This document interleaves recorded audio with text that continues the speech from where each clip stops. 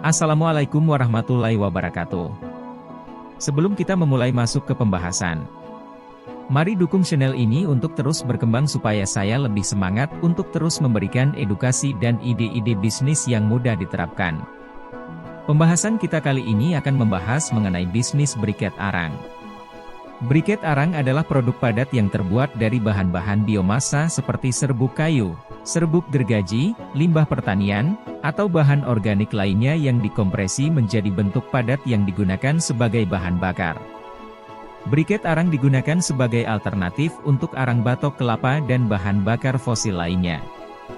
Mereka memiliki berbagai kegunaan, termasuk memasak, pemanas, dan berbagai keperluan industri.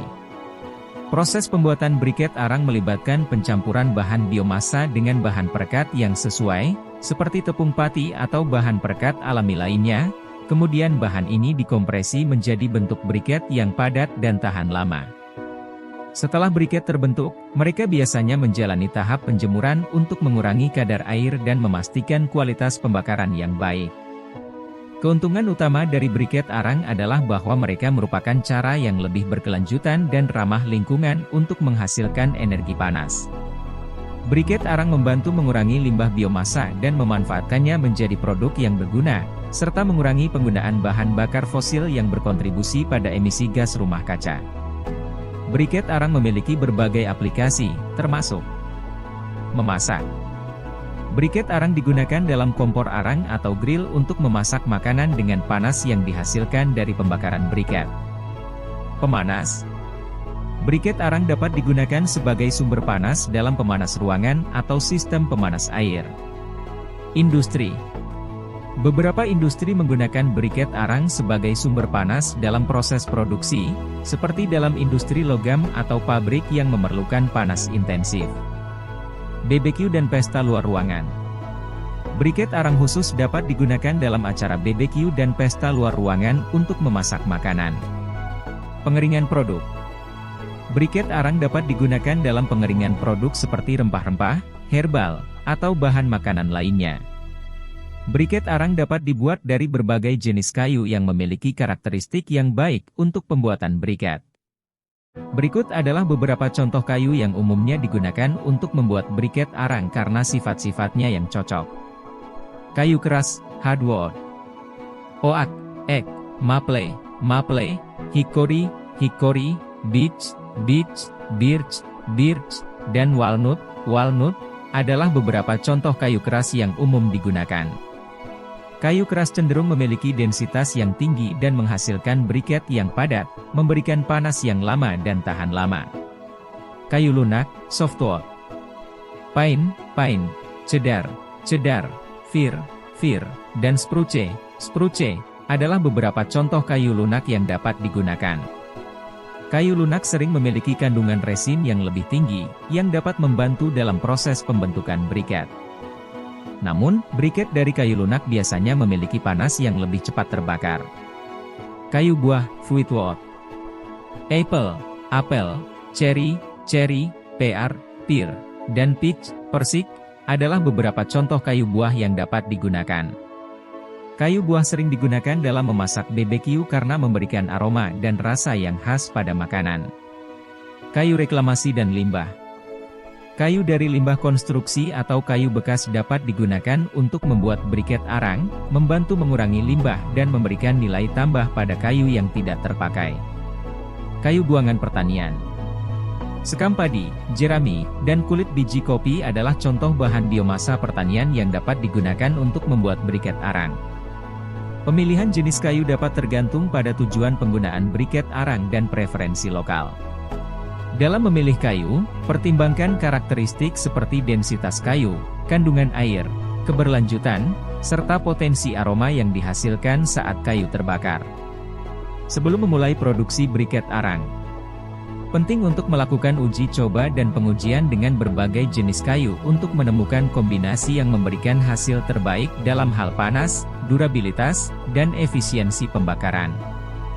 Briket arang juga bisa dihasilkan dalam jumlah besar dan diekspor ke pasar internasional. Briket arang telah menjadi produk yang semakin diminati di banyak negara karena nilai ekonomi, keberlanjutan, dan manfaat lingkungan yang dihadirkannya.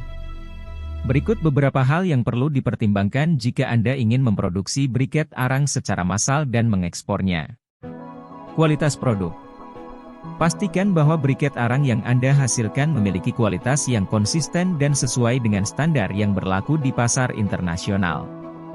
Kualitas yang baik akan membantu membangun reputasi yang positif dan mendapatkan kepercayaan dari pelanggan di luar negeri. Sertifikasi dan standar. Beberapa negara memiliki persyaratan dan standar tertentu terkait produk arang atau bahan bakar yang akan diimpor. Memastikan bahwa produk Anda memenuhi persyaratan ini dapat mempermudah proses ekspor. Pengemasan yang tepat. Pengemasan yang baik sangat penting dalam ekspor. Pastikan produk Anda dikemas dengan aman dan sesuai dengan regulasi pengiriman internasional. Label dan informasi produk juga harus jelas. Transportasi dan logistik. Pemilihan metode transportasi yang efisien dan andal sangat penting dalam ekspor. Anda perlu mempertimbangkan aspek logistik seperti pengiriman, waktu pengiriman, dan biaya transportasi. Pasar sasaran, identifikasi pasar-pasar potensial di luar negeri yang mungkin tertarik dengan produk briket arang Anda. Lakukan riset pasar untuk memahami permintaan, preferensi, dan persaingan di pasar tersebut. Dokumen ekspor. Pastikan Anda memiliki semua dokumen ekspor yang diperlukan, termasuk izin ekspor, faktur, dokumen pengiriman, dan dokumen lain yang mungkin diminta oleh pihak berwenang di negara tujuan. Pemasaran internasional. Upayakan untuk membangun citra merek internasional yang kuat. Ini dapat melibatkan pemasaran melalui saluran online, pameran internasional, dan strategi pemasaran global lainnya. Harga dan persaingan, tetapkan harga yang kompetitif untuk produk Anda di pasar internasional. Selidiki harga pasar dan persaingan untuk menentukan harga yang tepat. Regulasi dan kebijakan ekspor-impor. Memahami regulasi dan kebijakan ekspor-impor di negara Anda serta negara tujuan sangat penting. Ini dapat mencakup pajak ekspor, kuota, dan persyaratan impor. Komitmen terhadap keberlanjutan. Pasar global semakin sadar akan isu lingkungan dan keberlanjutan. Jika Anda dapat menunjukkan komitmen terhadap produksi yang berkelanjutan dan ramah lingkungan, ini dapat menjadi keuntungan tambahan dalam memasuki pasar internasional. Sebelum memulai ekspor, penting untuk melakukan riset dan persiapan yang cermat. Anda juga mungkin ingin berkolaborasi dengan ahli dalam bidang ekspor dan perdagangan internasional untuk memastikan bahwa proses ekspor berjalan lancar. Demikian pembahasan kali ini, semoga pembahasan ini menginspirasi kita semua. Waalaikumsalam warahmatullahi wabarakatuh.